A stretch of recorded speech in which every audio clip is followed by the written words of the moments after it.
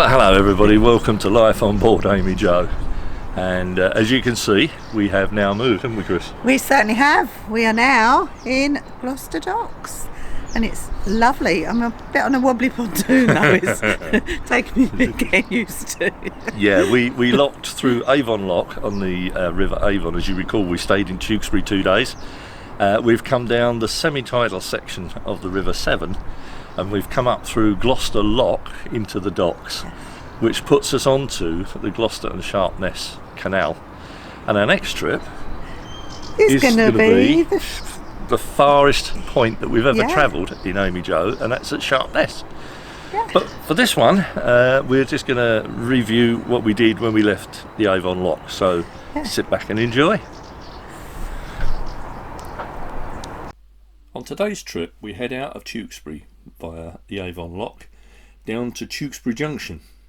From there, we then make our way to Upper Lode Lock, where we now join the semi-tidal stretch of the River Severn.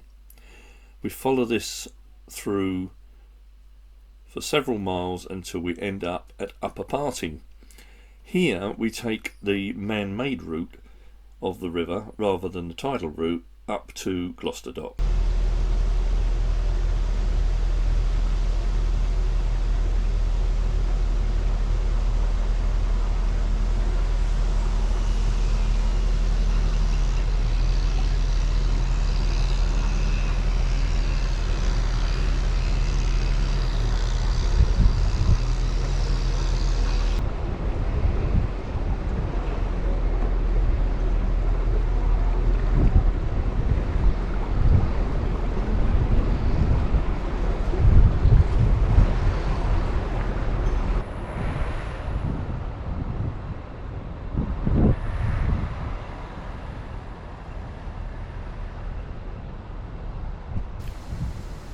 This is King John's Bridge.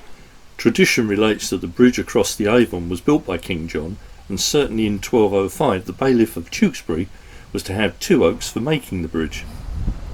The name King John's Bridge didn't become current until the 19th century. Earlier it was called Long Bridge, or in the Middle Ages the bridge towards Mythe.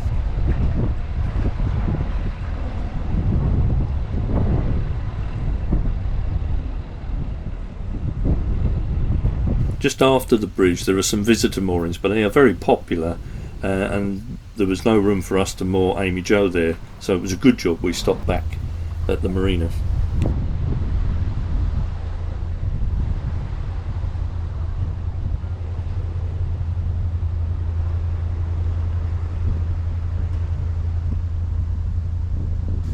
As you approach the lock, the white posts indicate the lock landing, but there are moorings beyond the lock towards the abbey. Well, we're now moored up on the lock landing, waiting our turn. 2 boats in the lock, so we just have to wait for the lock keeper to give us the go ahead. I guess that's him down there in the yellow. Okay.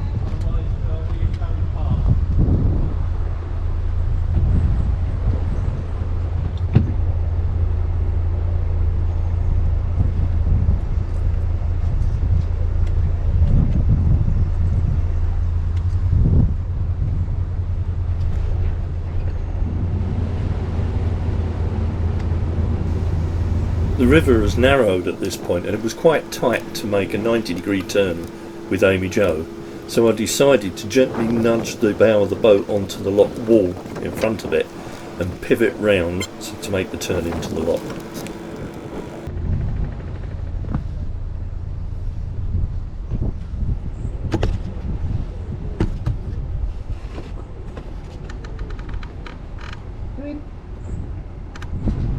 Boaters aren't allowed to handle this lock on their own and it's locked up overnight, but the lock is available from 9 o'clock in the morning until 6 in the evening and is manned by a very nice lock keeper.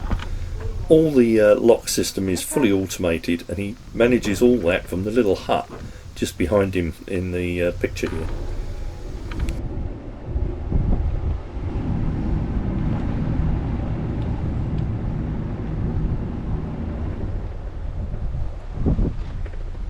In you go, please. I think this one will be fine. should be fine. Yeah, lovely. Thank you very much. Lovely. The lockie was really friendly, and whilst the lock was emptying, he offered a lot of useful advice on how to proceed when exiting the lock. And to be fair, his advice was gratefully received, as we had no idea what to expect when those gates opened.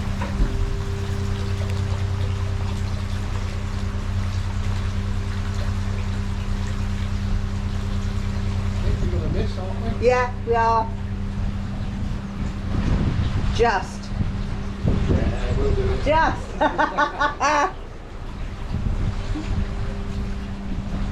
This lot's slightly bigger than most of the others. So. Okay, ready when you are.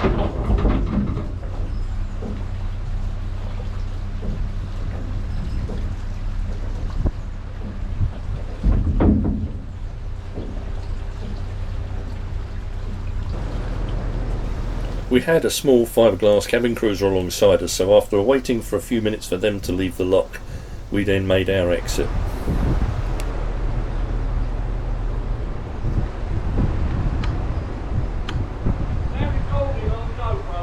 Yeah. Well, that's it. That's our Avon lock done. Out onto the little bit and then off to River Severn. Well, that's it. We are now on the River Severn. Well, we're still on the Avon at this point. We've got a junction just up ahead where we'll turn left, and then we'll be on the Severn. We've just left Avon dock behind, and because we're going on a large river, both Chris and I have got our life jackets on, and even young Smudge has got his on.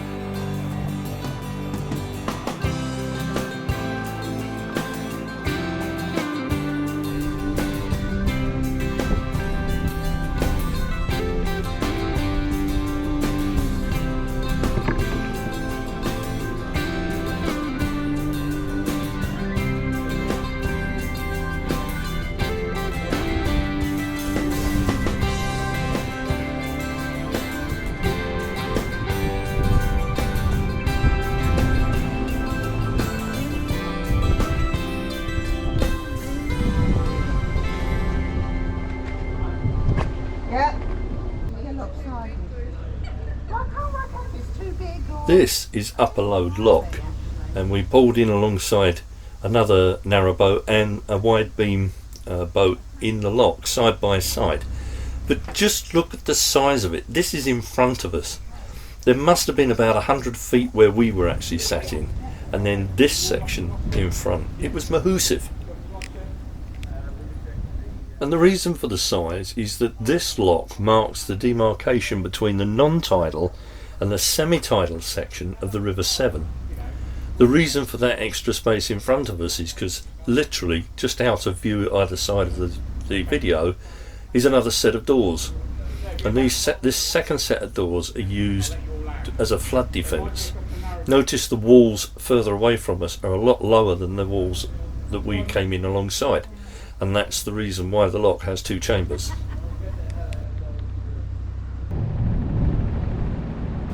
As we made our exit from the lock, we found our way blocked by these two narrowboats. Clearly they were keen to get into the lock and were trying to ignore the red light indicating that they shouldn't proceed any further. The problem was that when they stopped, they started to block the way out, and I had to thread AmyJo between the two boats in the small gap that was left to proceed. Yeah, no, it's just...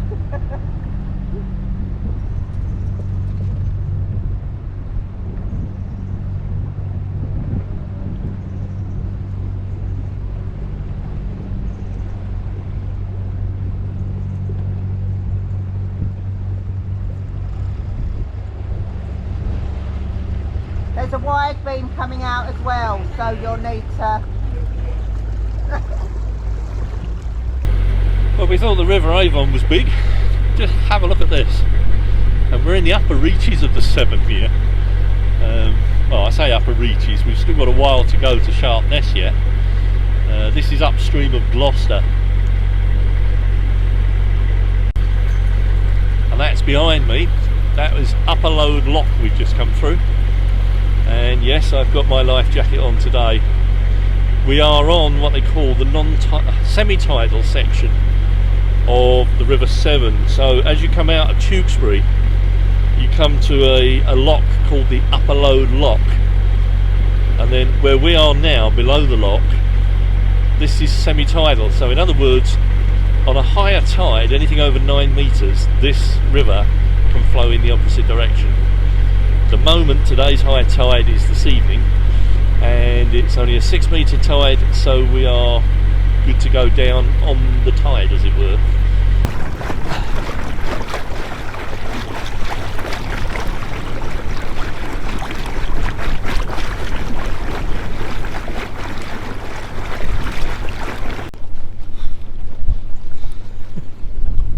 Chris is having a go at the helm, gives me a break, and it also gives me a chance to record a different aspect. But wow, the expanse of this river blows you away, doesn't it?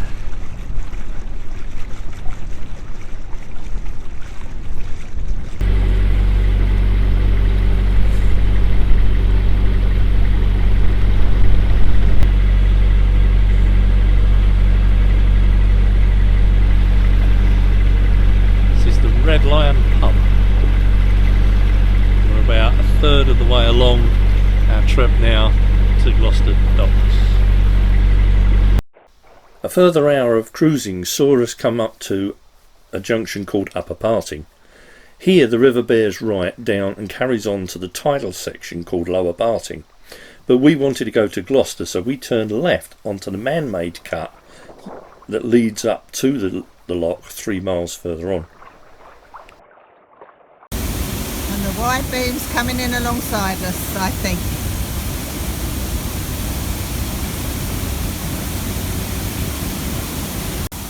The wide beam's coming alongside us.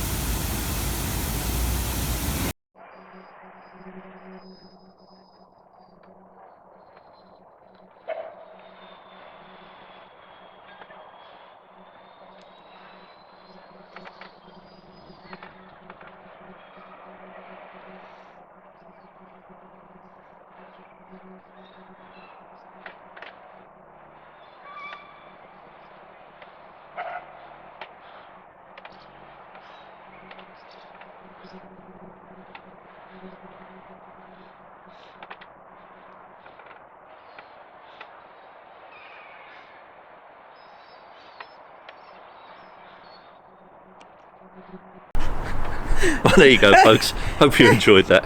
Chris is still trying to get used to these floating jetties that we're on. So, Yeah. well, you've been out and about, haven't you, Chris? I have been out and about, and hopefully I've taken some nice video of Gloucester I hope and you enjoyed that. the docks. Yes, so I've had a lovely wander around the town. It is really interesting. Yeah. The disappointing thing was, unfortunately, due to COVID, the National Waterways Museum is closed until the 21st Yeah, of that August. is a bit of a shame, isn't it? So that'll be on our return journey, I think. Yeah. Anyway, folks, hope you enjoyed that. That's it for this particular one. Yeah. So, to all our new subscribers, thank you for subscribing. We really do appreciate that. And of course, if you want to see more of our vlogs, give us a thumbs up and hit the subscribe button. And of course, there's always the bell icon to tell you when we post our next video. So until then, stay safe, do take care, and we'll see you next time on Life on Board AmyJo. Bye.